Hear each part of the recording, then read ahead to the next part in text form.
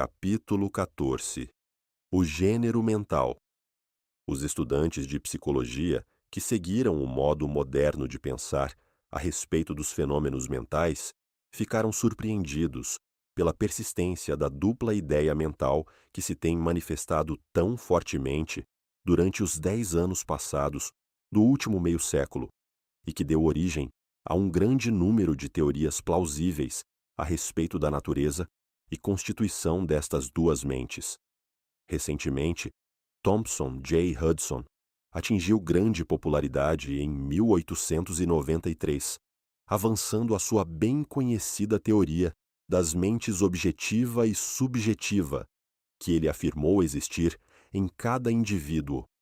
Outros escritores atraíram também a atenção pelas teorias sobre as mentes consciente e subconsciente, mentes voluntária e involuntária, mentes ativa e passiva, etc., etc.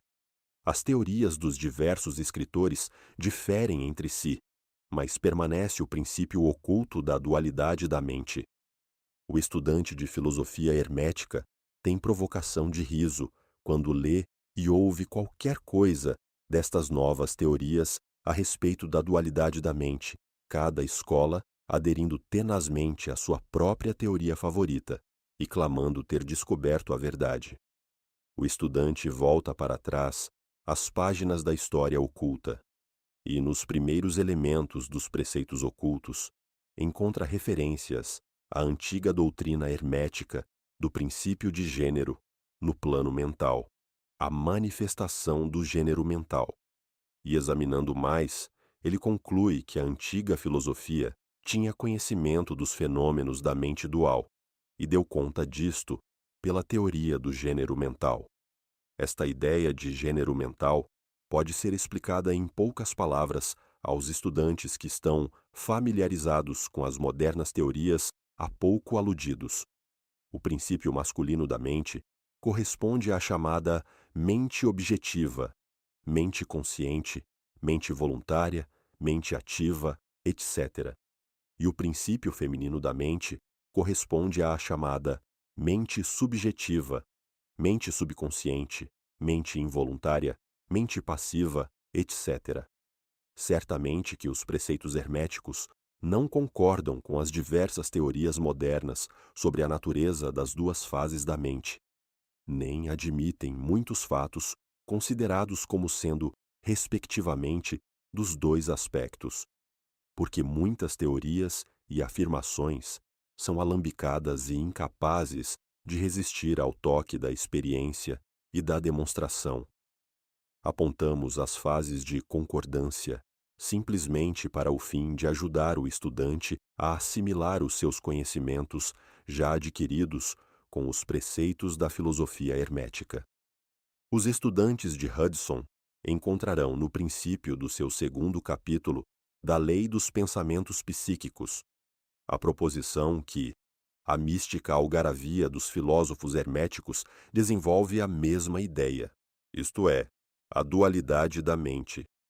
Se o Dr. Hudson empregasse o tempo em decifrar um pouco da mística algaravia da filosofia hermética, ele teria obtido grande esclarecimento sobre a função da mente dual. Porém, naquele tempo, as suas obras mais interessantes ainda não tinham sido escritas. Vamos agora considerar os preceitos herméticos sobre o gênero mental. Os instrutores herméticos dão as suas instruções a respeito deste assunto, fazendo os seus estudantes examinarem a relação da sua consciência a respeito do seu ego. Os estudantes aprendem a pôr a sua atenção no ego que habita em cada um de nós. Cada estudante aprende a ver que sua consciência lhe dá uma primeira relação da existência do seu ego. A relação é o eu sou. A princípio, isto parece ser a última palavra da consciência, mas um exame pouco mais profundo, descobre que este eu sou pode ser separado ou dividido em duas partes distintas, dois aspectos, os quais, apesar de agirem em uníssono e em conjunto, podem ser separados na consciência. Apesar de a princípio parecer existir um só ego, um exame mais cuidadoso e mais profundo mostra que existe um ego e um eu. Estes gêmeos mentais diferem em característicos e natureza, e um exame das suas naturezas e dos fenômenos que procedem da mesma dará muita luz sobre muitos problemas da influência mental. Permiti-nos começar com uma consideração sobre o eu, que é usualmente tomado pelo ego, pelo estudante, até que ele investigue nos acessos da consciência. Um homem pensa do seu ego, no seu aspecto de eu, como sendo composto de certos estados, modos, hábitos, característicos, etc., tudo o que faz sobressair a sua personalidade, ou a seidade conhecida a si e aos outros. Conhece que estas emoções e sensações mudam, nascem e morrem, estão sujeitas aos princípios de ritmo e de polaridade, que as levam de um extremo ao outro. Pensam também que o eu é formado de certos conhecimentos reunidos nas suas mentes e formando então uma parte deles mesmos. Tal é o eu de um homem. Porém, falamos muito apressadamente. O eu de muitos homens pode ser considerado como consistindo da sua consciência corpórea e dos seus apetites físicos, etc. A sua consciência, sendo presa à sua natureza corpórea, eles praticamente vivem nela. Muitos homens ainda consideram o seu vestuário como parte do seu eu, e atualmente parecem considerá-lo como uma parte de si mesmos. Um escritor disse humoristicamente que os homens se compõem de 3 partes: o espírito, o corpo e a roupa. Estas pessoas ou roupas conscientes perderiam a sua personalidade se fossem despidas da sua roupa por selvagens, na ocasião de um naufrágio. Porém, mesmo muitos dos que estão presas à ideia do vestuário pessoal afirmam fortemente que a consciência do seu corpo é o seu eu. Eles não podem ter a ideia de uma seidade independente do corpo. A sua mente parece ser praticamente uma coisa pertencente ao seu corpo, o que é sempre o contrário. Mas conforme o homem sobe na escala de consciência, ele se torna capaz de distinguir o seu eu da sua ideia do corpo e de pensar que este é uma coisa pertencente à sua parte mental.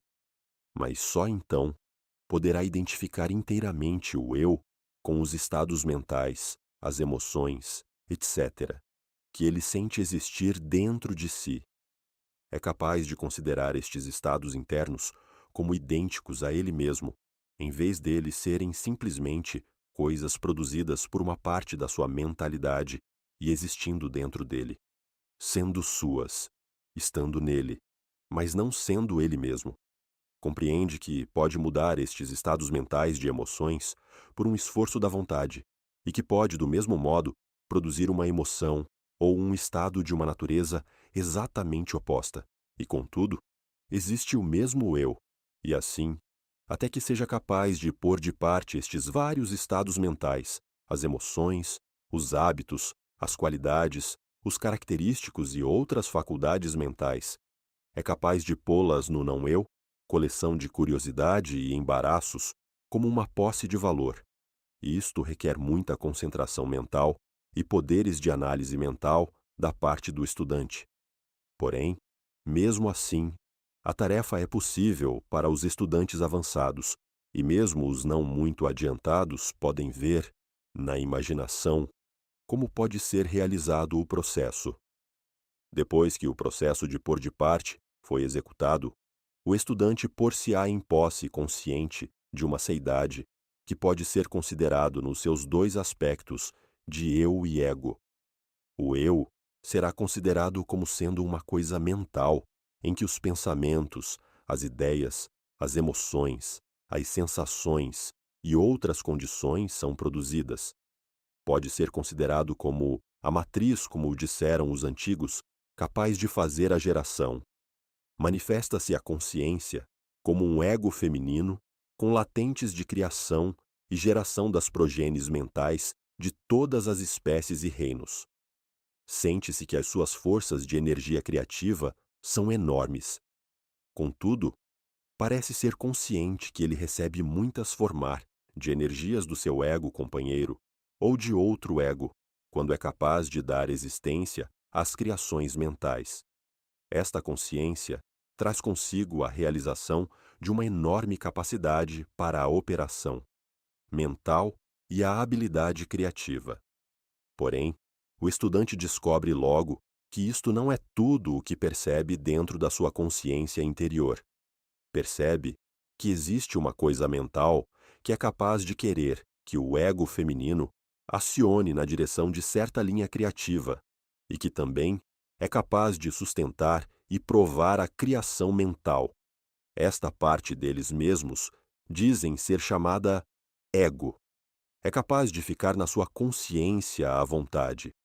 Não tem uma consciência de habilitações para gerar e criar ativamente, no sentido do processo que acompanha as operações mentais, mas sim no sentimento e consciência de uma facilidade para projetar uma energia do ego masculino ao ego feminino, um processo de desejo que a criação mental comece e continue. Compreende também que o ego masculino é capaz de sustentar e abrigar as operações da criação mental do ego feminino. Na mente de cada pessoa, existem estes dois aspectos. O eu representa o princípio masculino de gênero, e o eu representa o feminino. O ego representa o aspecto de existência, o eu, o aspecto de estado. Deveis saber que o princípio de correspondência opera neste plano do mesmo modo que o faz no grande plano em que é feita a criação dos universos. Ambos são semelhantes, porém muito diferentes em grau. O que está em cima é como o que está embaixo, e o que está embaixo é como a que está em cima. Estes aspectos da mente, os princípios, masculino e feminino, o ego e o eu, considerados em relação com os conhecimentos dos fenômenos mentais ou físicos, dão a chave mestra destas pouco conhecidas regiões da operação e manifestação mental. O princípio de gênero mental manifesta a verdade que se oculta debaixo do campo total dos fenômenos de influência mental, etc. A tendência do princípio feminino é sempre em receber impressões, ao passo que a tendência do princípio masculino é sempre em dar-lhes ou exprimir-lhes. O princípio feminino tem um campo de operação mais variado que o princípio masculino. O princípio feminino dirige a obra da geração de novos pensamentos, conceitos, ideias, incluindo a obra da imaginação. O princípio masculino contenta-se com a obra da vontade, nas suas várias fases. E assim, sem o auxílio ativo da vontade do princípio masculino, o princípio feminino pode contentar-se com a geração de imagens mentais que são o resultado de impressões recebidas de fora, em vez de produzir criações mentais originais. As pessoas que prestam urna contínua atenção a um assunto empregam ativamente ambos os princípios mentais, o feminino na obra da ativa geração mental, e a vontade masculina na estimulação e fortificação da porção criativa da mente. A maioria das pessoas empregam realmente o princípio masculino mais pouco e contentam-se com viver de acordo com os pensamentos e as ideias insinuadas no eu pelo ego das outras mentes. Porém, o nosso propósito não é demorarmos-nos na consideração desta fase do assunto, que pode ser estudada num bom livro de psicologia, com a chave que nós vos demos sobre o gênero mental. O estudante dos fenômenos psíquicos está ciente dos admiráveis fenômenos classificados sob o título de telepatia, transmissão de pensamento, influência mental, sugestão, hipnotismo, etc. Muitos procuraram para uma explicação destas várias fases de fenômenos as teorias dos diversos instrutores da mente dupla. Em certa medida, estão certos, porque há claramente uma manifestação de duas fases distintas da atividade mental. Porém, Se esses estudantes considerarem estas mentes duplas à luz dos preceitos herméticos a respeito das vibrações e do gênero mental, compreenderão que têm na mão a chave com que tanto esforço procuravam. Nos fenômenos de telepatia, vê-se como a energia vibratória do princípio masculino é projetada para o princípio feminino de outra pessoa, e este toma o pensamento semente e o desenvolve até a madureza. Pela mesma forma, operam a sugestão e o hipnotismo. O princípio masculino da pessoa, dando as sugestões, dirige uma exalação da energia vibratória, ou força-vontade, para o princípio feminino da outra pessoa, e esta última, aceitando-a, recebe-a em si mesma, e age e pensa de conformidade com ela. Uma ideia assim recolhida na mente de uma pessoa cresce e se desenvolve, e com o tempo é considerada como a melhor produção mental do indivíduo, porquanto, em realidade, é como o ovo do cuco colocado no ninho do pardal, quando este destrói a produção direta e se põe no ninho. O método normal é para os princípios masculino e feminino, na mente de uma pessoa, coordenar e agir harmoniosamente em conjunção com a de outra. Mas, infelizmente, o princípio masculino nas pessoas médias é muito lento em agir, o entendimento da força-vontade é muito vagaroso, e a consequência é que tais pessoas são quase inteiramente dirigidas pelas mentes e os desejos das outras pessoas, as quais ela permite que façam as suas ideias e os seus desejos. Quão poucas ações ou pensamentos originais são realizados pelas pessoas médias? Não são a maioria das pessoas simples sombras e ecos de outras que têm vontades ou mentes mais fortes que elas? Isto acontece porque a pessoa média vive mais na consciência do seu eu do que na do ego. Está polarizada no seu princípio feminino da mente, e o princípio masculino, em que se acha à vontade, é obrigado a ficar inativo e sem emprego. O homem e a mulher fortes do mundo manifestam invariavelmente o princípio masculino da vontade, e a sua força, materialmente, depende deste fato.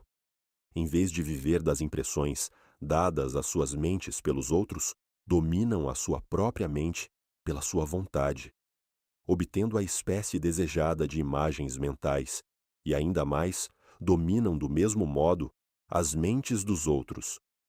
Vede as pessoas fortes como implantam os seus pensamentos e sementes nas mentes das massas do povo, fazendo assim este pensar de acordo com os desejos e as vontades destes indivíduos fortes. Isto é porque as massas do povo são como que criaturas carneiros, não dando origem a uma ideia própria, e não empregando as suas próprias forças de atividade mental. A manifestação do gênero mental pode ser observada ao redor de nós, todos os dias da vida. As pessoas magnéticas são as que podem empregar o princípio masculino com o fim de imprimir as suas ideias nos outros. O ator que faz o povo chorar ou rir como quer, o faz empregando este princípio. E assim é sucessivamente o orador, o político, o pregador, o escritor, ou qualquer pessoa que tenha a atenção do público. A influência particular exercida por algumas pessoas sobre outras é devida à manifestação do gênero mental, na direção da linha vibratória acima indicada. Neste princípio, acha-se oculto o segredo do magnetismo pessoal, da influência pessoal, da fascinação, etc., assim como os fenômenos geralmente agrupados sob o nome de hipnotismo. O estudante que familiarizou-se com os fenômenos geralmente chamados psíquicos poderá descobrir a importante parte tomada nos ditos fenômenos por esta força que a ciência denominou sugestão, termo pelo qual se quer significar o processo ou o método pelo qual uma ideia é transmitida à mente de outro, fazendo a segunda mente agir de acordo com ela. Uma exata compreensão da sugestão é necessária para se compreender com inteligência, os variados fenômenos psíquicos que a sugestão encobre. Porém, o conhecimento da vibração e do gênero mental é ainda mais necessário para o estudante da sugestão, porque todo o princípio da sugestão depende do princípio de gênero mental e de vibração. É costume dos escritores e instrutores da sugestão explicar que é a mente objetiva, ou voluntária, que faz a impressão mental, ou sugestão na mente subjetiva ou involuntária. Porém, não descrevem o processo ou não nos dão uma analogia na natureza pela qual possamos compreender melhor a ideia. Mas, se quiserdes raciocinar sobre o assunto à luz dos preceitos herméticos, sereis capaz de ver que o fortalecimento do princípio feminino pela energia vibratória do princípio masculino está em concordância com as leis universais da natureza e que o universo natural oferece inúmeras analogias pelas quais o princípio pode ser compreendido. Com efeito, os preceitos herméticos mostram que a verdadeira criação do universo segue a mesma lei, e que em todas as manifestações criativas, nos planos espiritual, mental e psíquico, está sempre em operação o princípio de gênero, manifestação dos princípios, masculino e feminino. O que está em cima é como o que está embaixo, e o que está embaixo é como o que está em cima. E mais ainda, quando se compreende o princípio de gênero mental, os variados fenômenos de psicologia tornam-se imediatamente adaptáveis a uma classificação e estudo inteligente, em vez de serem muito obscuros. O princípio se realiza na prática, porque é baseado nas imutáveis leis universais da vida. Não entraremos em extensa discussão ou descrição dos variados fenômenos da influência mental ou atividade psíquica.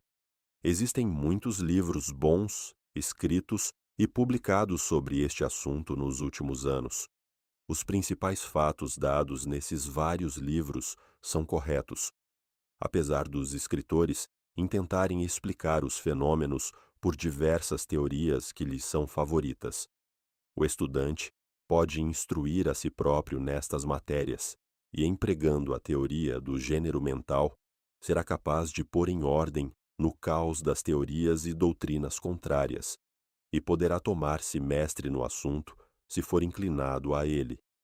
O fim desta obra não é dar uma extensa relação dos fenômenos psíquicos, mas sim dar ao estudante uma chave mestra com a qual possa abrir as diversas portas que conduzem às partes do templo do conhecimento que ele quiser explorar. Julgamos que nesta consideração dos preceitos do Kybalion encontrar-se-á uma explicação que servirá para esclarecer muitas dificuldades embaraçosas.